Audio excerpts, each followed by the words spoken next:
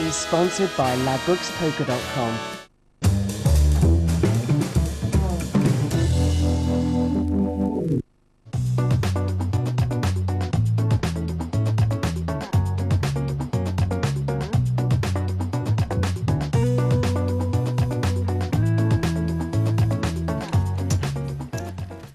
Pace under the gun, trying to right the ship. He is the short stack along with Danielle Lloyd. Pass.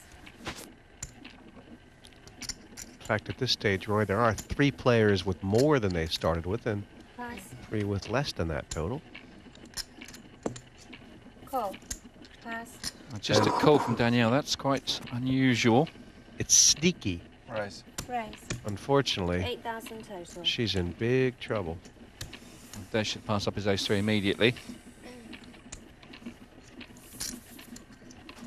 Pass. Good man, Des. Don't play bad aces. Yeah. Danielle, you would suspect, will only call here.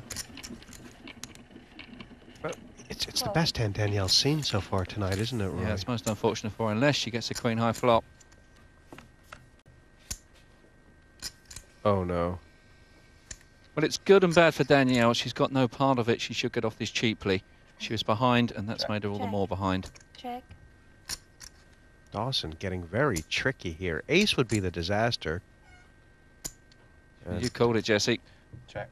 Check. Oh, Matt Dawson, you naughty boy. He really is a hard nut, isn't he?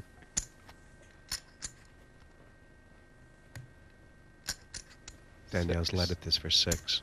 Set this trap up beautifully, hasn't he?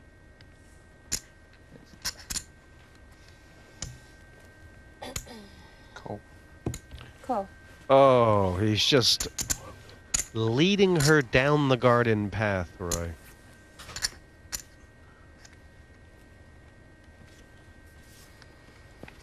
Check. Check. Oh, what a check. It's quite amazing, isn't it? I mean, Wow. what a check! Well, Matt Dawson's going to rue that check on the end because he could have got paid off at least 20,000 more. Danielle's got off of that as cheaply as possible. He's underplayed this severely, and Danielle Lloyd is done magical to keep chips. All of that checking from Matt Dawson actually earned him 6,000 in chips. That's all he got out of his check raise. And he checked it on the end, which was very bizarre indeed. Roy, the lesson, you have to bet your own hand. 15 hands and Dawson, 60,000 more than he started with. But Roy, what could be? I think Danielle Lloyd could have potentially been out the door. So could Norman Pace. Forget about it. This game going. And 2 hands left in this first level. And I would say everybody has gotten comfortable. No one has really sat on the sidelines, although... Well, I wouldn't say that Norman Pace is feeling too comfortable. And nor's Danielle Lloyd. They have bled off a fair few chips. It's true double up probably on their minds, Roy. Sorry. Just trying something new. Accounts. So the one downside, of course, of Dawson's sunglasses is that he can't make out his cards. That's always a problem. Give me thumbs I up. think he just shuts his eyes and tells himself the aces. Oh, man. The kind of hand, Roy, with Pace's chip position that he'll probably be willing to go all the way. Yeah, he's kind of married to it, I think. Now, run these two through a computer, and I think I might be correct in saying the Jack-Queen suited will be marginal favourite. But if I'm wrong, there's nothing in it anyway. Is Fletcher going to call or raise? Call. He has got position You're on your own. No Call. banter, on Pace, and McFadden trailing in with the bullet. Well, this is make or break for Norman Pace right now. Oh, he's got a lot of cards to avoid now, hasn't he? An ace, a queen, or a jack. And even though he has, the Jack-Queen still looks very strong on that board.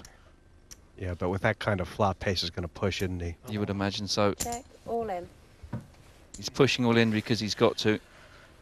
Dexter Fletcher has a decision here. An 8 makes a straight, a king makes a straight, a jack or a queen is an overcard to the board, which could and is good. Roy, it's a big bet. The all-in 25,000 more. It's more than the size of the pot. Yeah, but Dexter started his hand with 150,000 chips. He can afford to lose some on a gamble.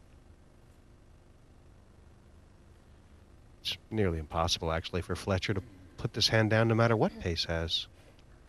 Well, most important question, what do I put my opponent on? I don't know about you boys, but I'm not even in this, and I'd quite like to know what my heart rate is. Yeah. You might just stop. Well, your heart rate. Yeah. While I'm watching. So we can see I you're get too excited. excited. Either that or I need a wee.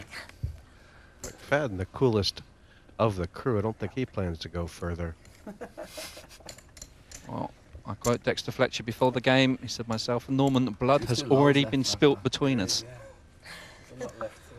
People go like that. You're not influencing his decision, Brian. No? Oh, no, you are in the hand, that's right. Actually, yeah, I am. Yeah.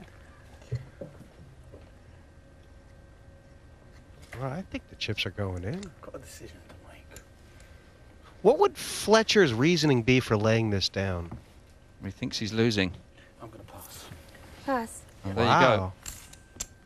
Doesn't want to give the chips to Pace. And Mcfadden have it. No. Well, there's a lot of cards that he could have caught to come out in front. As it was, he was losing.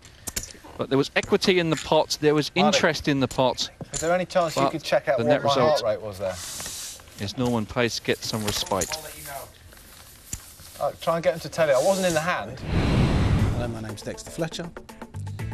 I came third in the tournament, a televised tournament, after Norman and Michael Greco. So I'll be playing Norman today and looking to avenge my brother's death, as it were. My psyche going at this game is one of how lucky can I get? I'm under no delusions that I'm a fantastic card player. And I know that there's going to be some good playing today. So I think it's just about having a bit of fun. I tend to be reactive to what's going on around me. At least I like to think that's the case. So, you know, because I don't know really what I'm going to do, I have no set plan, and hopefully it will confuse other people when they try and play against me. Norman Pace has excited. found his voice again.